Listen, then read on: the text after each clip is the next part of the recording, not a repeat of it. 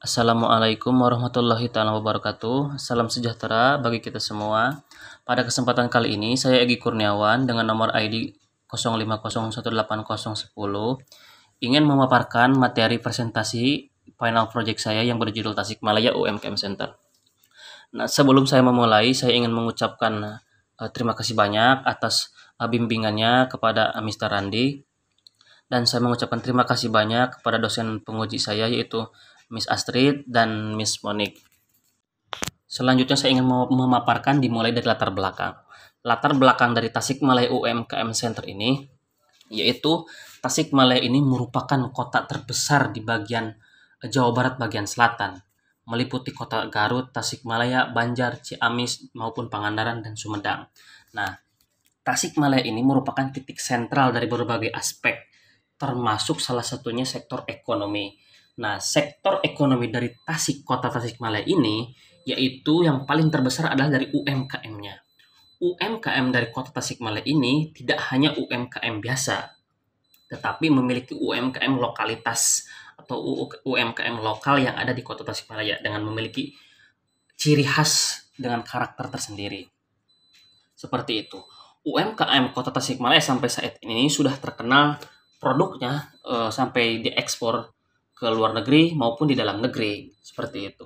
Akan tetapi sampai saat ini hanya beberapa UMKM saja yang menonjol ke permukaan.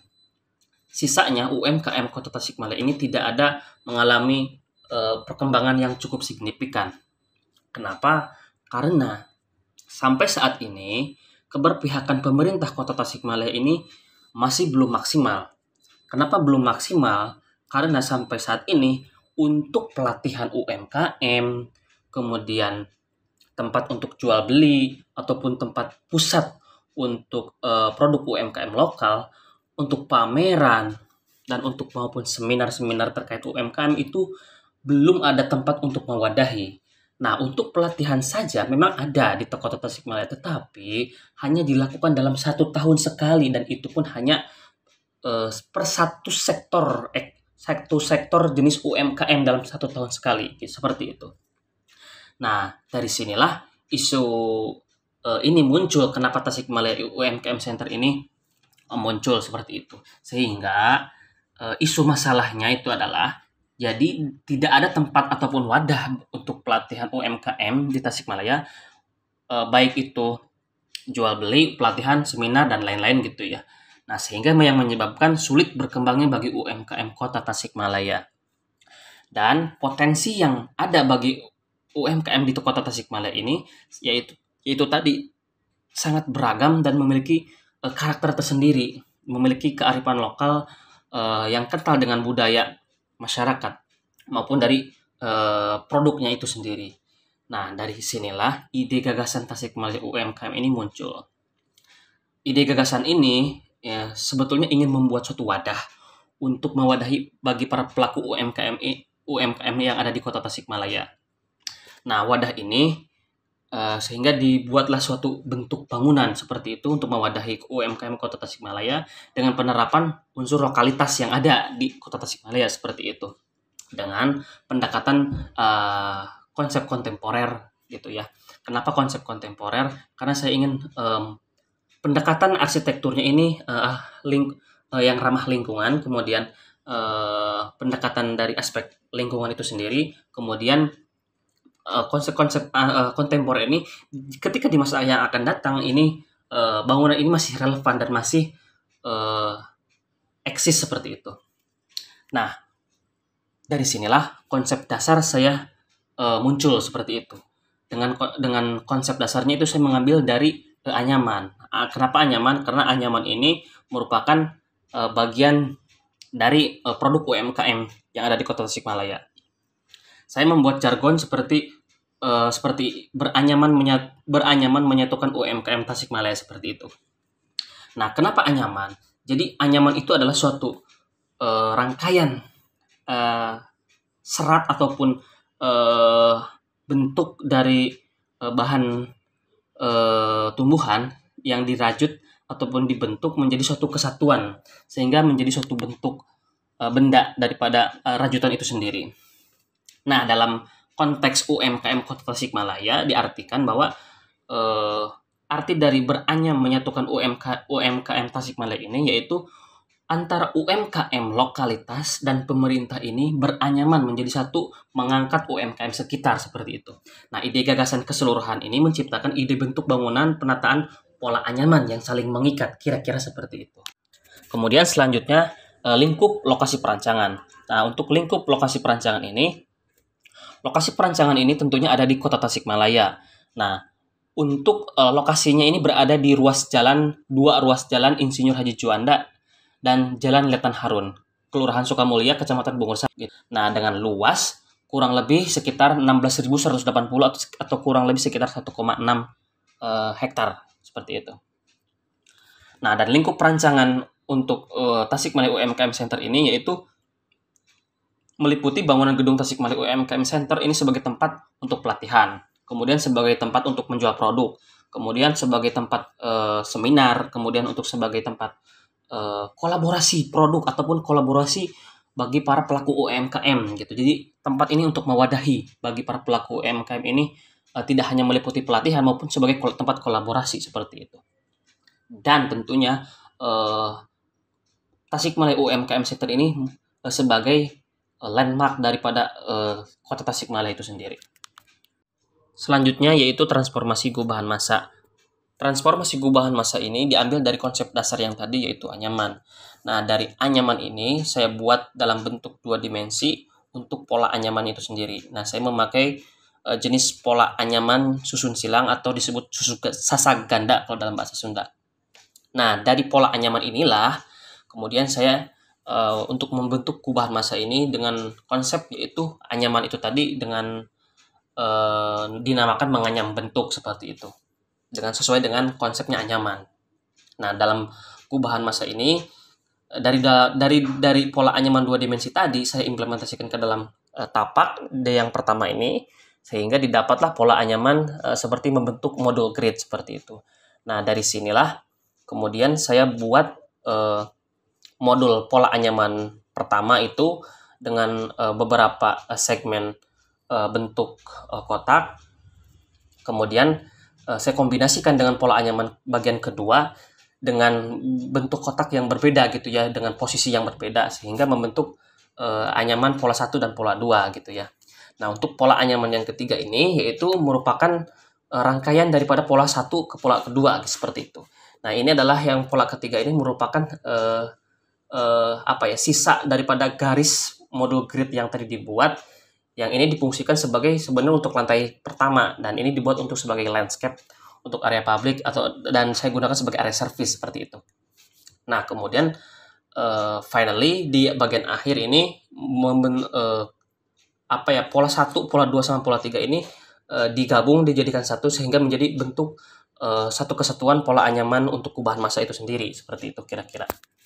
Setelah transformasi gubahan massa ini dibentuk, maka selanjutnya adalah menganyam pola pasat. Nah, untuk pasat TUC ini saya menggunakan material kisi-kisi kayu sebagai secondary skin dengan berbagai macam motif lokalitas Kota Tasikmalaya, yaitu motif dari batik, kemudian motif julang ngapak, yaitu julang ngapak adalah sebagai bangunan lokalitas Kota Tasikmalaya, kemudian lengkungan daripada pasat kisi-kisi kayu ini mengimplementasikan dari produk bordir seperti itu kira-kira kain bordir seperti itu. Nah, kemudian kombinasi bentuk ini merupakan daripada konsep daripada anyaman itu sendiri. Jadi menganyam material, menganyam pola pasat seperti itu kira-kira. Nah, kemudian di bagian sebelah kanan ini merupakan detailing untuk pasat TUC itu sendiri. Nah, kenapa menggunakan secondary skin kisi-kisi kayu di sini? Karena saya berfungsi untuk mereduksi panas berlebih yang masuk ke dalam pasat bangunan seperti itu kira-kira, terutama di bagian sisi barat seperti itu. Nah, selain daripada itu, kisi-kisi kayu ini juga memiliki berbagai celah sehingga tidak menghalangi aliran udara masuk ke dalam dinding ataupun ke dalam ruangan TUC itu sendiri. Kemudian dari sisi curah air hujan gitu ya, tidak langsung masuk ke jendela ataupun ke dalam menyentuh dinding daripada TUC itu sendiri, sehingga berfungsi ya untuk menahan lah seperti itu kira-kira. Nah, untuk di detailing ini kurang lebih dari sisi terluar dinding TUC ke secondary skin ini kurang lebih sekitar 1,20 meter, kira-kira seperti itu. Nah, di dalam detailing ini terlihat yaitu ini dinding kaca ya, dinding kaca jendela TUC. Kemudian ada jarak sekitar 80 cm sebagai area untuk ketika air hujan masuk ini tidak menetes ke bawah seperti itu. Nah, di sini ada penampungan penyalur air hujan seperti itu kira-kira. Nah, untuk konstruksi daripada secondary skin ini menggunakan material kisi-kisi itu sendiri menggunakan kayu ulin seperti itu, kemudian dengan rangka baja WF sebagai penopang konstruksinya seperti itu. Nah, selanjutnya adalah analisa makro kawasan TUC. Titik lokasi TUC terhadap kota Tasikmalaya ini kurang lebih di bagian utara kota Tasikmalaya dengan bisa diakses dari berbagai sisi seperti itu. Nah, sisi terjauh yaitu dari Bandara Wiradianata, yaitu kurang lebih sekitar 6,5 km. Kemudian bisa diakses dari stasiun kereta api yang ada di Tasikmalaya ini kurang lebih 4,5 km. Kemudian dari terminal induk yang ada di kota Tasikmalaya ini kurang lebih sekitar 3,7 km. Kemudian dari zona perhotelan gitu ya ataupun penginapan untuk para wisatawan ini kurang lebih sekitar 3,9 km juga. Kemudian dari pusat kota dari alun-alun dan pusat perbelanjaan yang ada di pusat itu kurang lebih sekitar 3 km kira-kira seperti itu. Nah, kemudian selanjutnya adalah analisa mesokawasan TUC. Nah, untuk analisa mesokawasan ini yang pertama itu di samping sisi barat itu ada balai kota, kemudian ada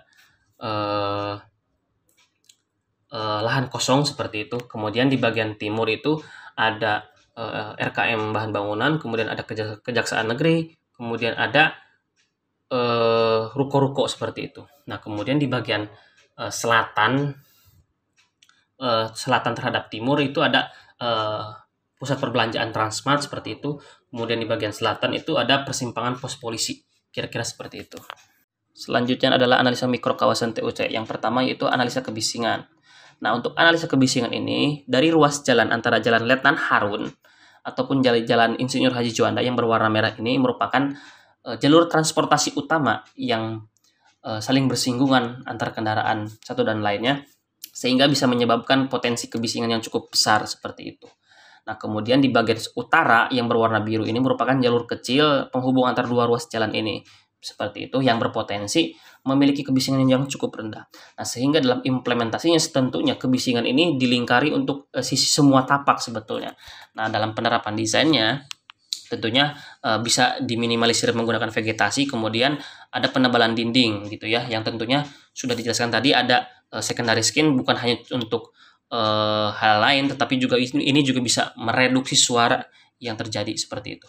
Kemudian selanjutnya adalah analisa pergerakan angin. Nah, analisa pergerakan angin ini saya dapat dari Wayfinder seperti itu. Nah, yang didapat adalah dari arah selatan timur menuju ke barat bagian utara seperti itu.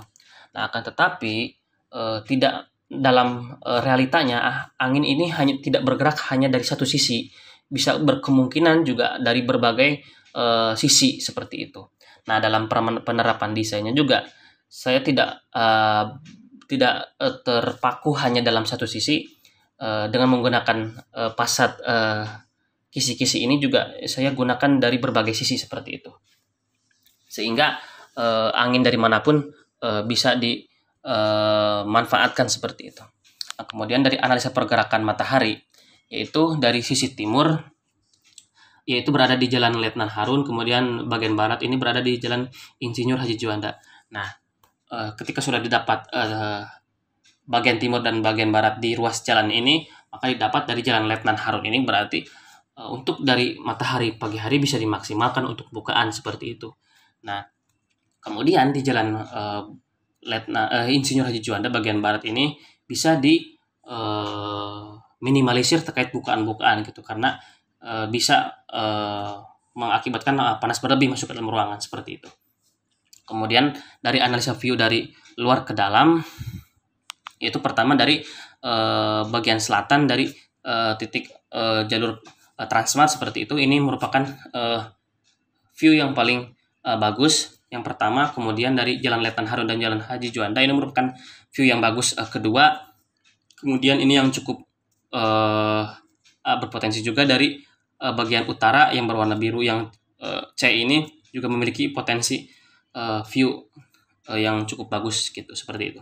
Kemudian dari analisa view dari dalam keluar sebaliknya seperti itu, yang berpotensi memiliki view yang bagus juga dari berbagai titik tentunya gitu ya. Dari A juga memiliki potensi yang bagus, dari B juga bagus, dari C juga cukup bagus gitu ya. Karena di bagian belakang juga ada berbagai pertokoan seperti itu. Nah, kemudian untuk analisa yang lainnya adalah analisa pintu masuk kendaraan gitu ya. Analisa pintu kendaraan ini bisa diakses dari dua ruas jalan itu tadi. Jadi dari Jalan Letnan Harun dan dari Jalan Insinyur Haji Juanda. Masuknya pun bisa dari dua arah seperti itu, dari dua ruas jalan. Kemudian dari akses pejalan kaki ini bisa diakses dari 3 titik seperti itu. Dari pertama dari bagian selatan dari titik polisi ini, dari pertemuan dua ruas jalan ini, dua ruas jalan antara Letnan Harun dan Jalan Insinyur Haji Juanda. Kemudian bisa diakses dari Jalan Letnan Harun itu sendiri dan dari Jalan Insinyur Haji Juanda seperti itu. Selanjutnya adalah implementasi desain hasil dari konsep dan juga analisa. Nah, pertama ada denah lantai 1. Saya akan mulai menjelaskan dari ruang luar terlebih dahulu. Pertama, sisi bagian timur itu terdapat pintu masuk motor, kemudian pintu masuk mobil, kemudian juga ada pintu keluar mobil dan motor sesuai dengan analisa. Seperti itu. Kemudian juga ada tempat loading dock, kemudian ada tempat masuk area masuk untuk pejalan kaki ke dalam site seperti itu. Kemudian juga ada taman dan kemudian juga ada jalur pedestrian. Nah, kemudian juga ada parkir sepeda seperti itu. Kemudian di bagian selatan ada area pedagang kaki 5, kemudian ada jalur utama untuk masuk ke dalam TUC, kemudian juga ada pedestrian dan juga taman. Kemudian di bagian barat itu terdapat pedagang kaki 5, kemudian juga ada halte di bagian barat, kemudian juga ada tempat parkir sepeda. Kemudian juga ada tempat pintu masuk dan pintu keluar untuk motor dan juga mobil. Dan kemudian juga ada parkir bus seperti itu. Nah, kemudian di bagian dalam itu dari sisi timur itu ada ruang pompa, kemudian ada tempat sampah yang dilengkapi dengan shop sampah dari lantai 1 sampai lantai 4. Kemudian juga ada area lift barang di sini, kemudian juga ada ruang genset, ruang panel. Nah, kemudian di bagian selatan ini terdapat ruang staf teknis dan ruang locker, kemudian ada ruang security, kemudian juga ada ruang staf untuk operasional, kemudian juga ada ruang office boy dan juga untuk pantry, lampan pantry seperti itu. Kemudian di bagian sini terdapat ada gudang umum dan juga toilet pria, toilet wanita dan juga toilet disabled untuk fasilitas umum seperti itu. Kemudian di bagian barat ini terdapat rem menuju ke lantai 2 gitu ya. Ini kemiringan 1:8. Kemudian di bagian sini ada ruang musola untuk pria dan wanita, kemudian ada ruang laktasi, ada toilet dan lain-lain seperti itu. Nah, kemudian di dalam lantai 1 ini ada tempat untuk khusus parkir mobil seperti itu dengan jumlah parkir mobil yaitu 140 unit. Kemudian dilengkapi dengan ada area courtyard untuk area duduk atau ruang santai bagi pengendara ataupun supir yang masuk ke dalam tapak seperti itu. Kemudian dilengkapi dengan 3 tangga darurat, kemudian ada akses lift seperti itu. Kemudian juga di area utara ada tempat untuk parkir motor seperti itu dengan jumlah 355 unit parkir motor seperti itu. Nah, selanjutnya naik ke lantai 2 Untuk mencapai ke lantai 2 ini bisa diakses menggunakan tangga utama dari dua tangga utama dari arah timur, kemudian satu tangga utama dari arah selatan, kemudian satu tangga utama dari arah barat seperti itu. Dan juga bisa diakses dari menggunakan rem dari arah barat seperti itu. Nah, kemudian di dalam lantai 2 ini terdapat kios untuk penjualan UMKM seperti itu dengan berbagai 3 kriteria seperti itu. Nah, kriteria pertama itu adalah kios untuk makanan, kemudian kios fashion, dan juga kios kria seperti itu. Untuk kios kria terdapat di lantai 1 ini terdapat 56 unit, kemudian di kios makanan terdapat 46 unit, kemudian di kios fashion terdapat 40 unit seperti itu. Kemudian dilengkapi dengan 2 lift, kemudian 1 lift barang, kemudian 3 tangga darurat, kemudian juga ada area food court, 3 titik area food court seperti itu. Kemudian juga ada area shop sampah di bagian belakang seperti ini. Selanjutnya untuk mencapai ke lantai 3 ini bisa diakses menggunakan 2 lift utama, kemudian juga ada rem, kemudian juga dilengkapi dengan berbagai fasilitas, dengan ada ATM center, kemudian ada toilet, kemudian ada ruang laktasi gitu seperti itu. Kemudian juga ada ruang musola. Nah, kemudian juga di ruang utamanya ini terdapat 80 unit kios dengan diantaranya adalah 25 unit kios makanan untuk khusus ber-AC, kemudian juga ada 26 kios fashion, kemudian juga ada kurang lebih 27 untuk kios kria seperti itu. Kemudian di bagian belakang juga difasilitasi untuk saf sampah dan lift barang seperti itu. Dan di area luar untuk atap lantai 2 ini bisa digunakan sebagai area roof garden untuk kebutuhan sirkulasi udara ataupun vegetasi gitu ya, untuk menghasilkan udara yang segar seperti itu. Dan juga bisa diakses untuk bagi para pengunjung seperti itu. Selanjutnya untuk akses ke lantai 4 menggunakan 2 lift utama, kemudian juga bisa diakses dengan rem, dan tangga 3 dan tangga darurat untuk akses darurat seperti itu. Kemudian untuk di lantai 4 ini untuk zona private dan semi private seperti itu. Nah, untuk private-nya adalah untuk pengelola seperti itu. Nah, kemudian juga ada ruang semi private untuk area pelatihan dan juga seminar, kemudian juga ada area pameran, kemudian juga ada area auditorium, kemudian juga ada ruang rapat, kemudian juga ada ruang workshop untuk para pelaku UMKM gitu seperti itu. Kemudian juga difasilitasi ruang servis seperti untuk smoking area, kemudian juga ada ATM center, kemudian ada klinik seperti itu. Kemudian juga ada toilet pria dan wanita, juga disabilitas, dan juga ada ruang laktasi. Kemudian juga di bagian belakang ada penerusan untuk shop sampah seperti itu. Dan dilengkapi juga untuk lift barang seperti itu. Selanjutnya untuk denah atap ini digunakan sebagai media untuk solar panel dan juga untuk roof tank untuk kebutuhan tangki air seperti itu. Untuk mencapai akses ke atap ini bisa menggunakan tangga darurat yang difasilitasi dengan pintu yang bisa dikunci seperti itu. Hanya untuk bagi pengelola saja yang bisa mengakses seperti itu.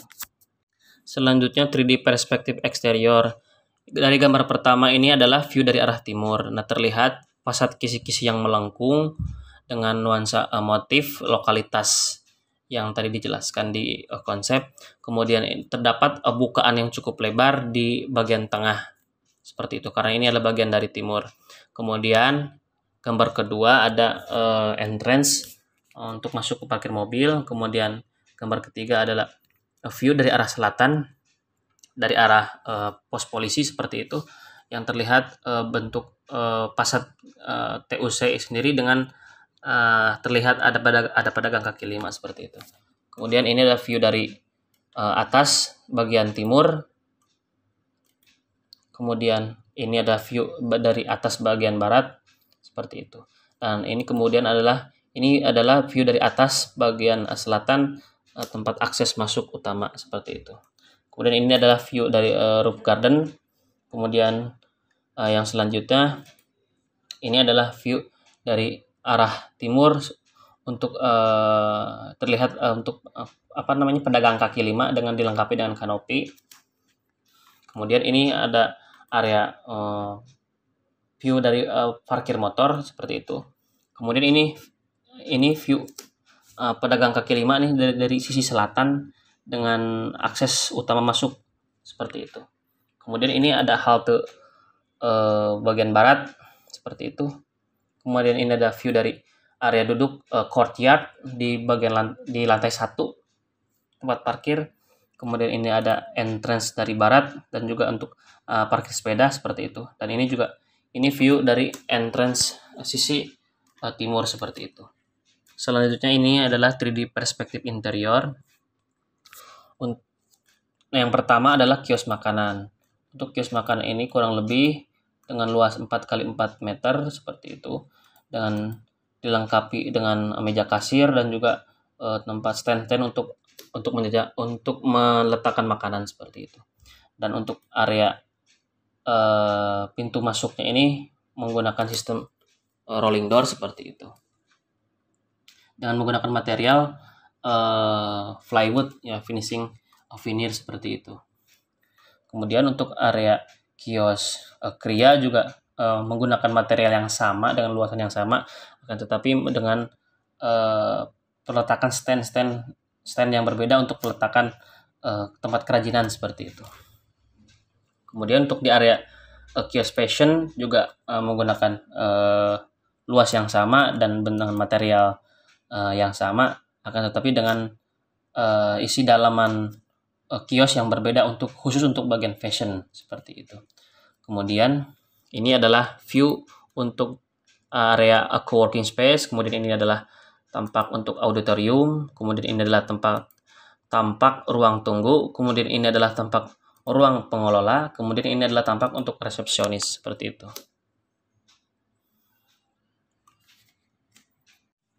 Selanjutnya adalah aksonometri. Di aksonometri ini saya ingin menjelaskan dari sisi utilitas air bersih dulu. Nah, untuk dari air bersih ini digunakan dari PDAM dan juga sumur bor yang diteruskan ke ground tank, kemudian diteruskan ke roof tank, kemudian didistribusikan ke setiap lantai seperti itu. Nah, kemudian untuk warna biru ini merupakan utilitas untuk air bekas dan air kotor. Untuk utilitas air bekas dan air kotor ini tiap lantai kemudian diteruskan ke lantai 1, kemudian diteruskan ke STP atau sewage treatment plant seperti itu. Kemudian ini adalah material-material yang digunakan di TUC atau di Tasikmalaya UMKM Center ini. Yang pertama itu dari ruang kios ini yang sudah dijelaskan tadi menggunakan plywood finishing veneer. Kemudian untuk struktur utama menggunakan struktur beton bertulang seperti itu. Kemudian untuk finishing kisi-kisi menggunakan finishing kayu ulin seperti itu. Kemudian juga untuk di sisi fasad menggunakan di siluet julang apaknya ini menggunakan sistem bata susun plus dengan rangka besi seperti itu. Itu saja yang bisa saya sampaikan. Kurang lebihnya mohon maaf. Semoga bisa menjelaskan pemaparan materi yang sudah saya jelaskan tadi. Terima kasih. Assalamualaikum warahmatullahi wabarakatuh.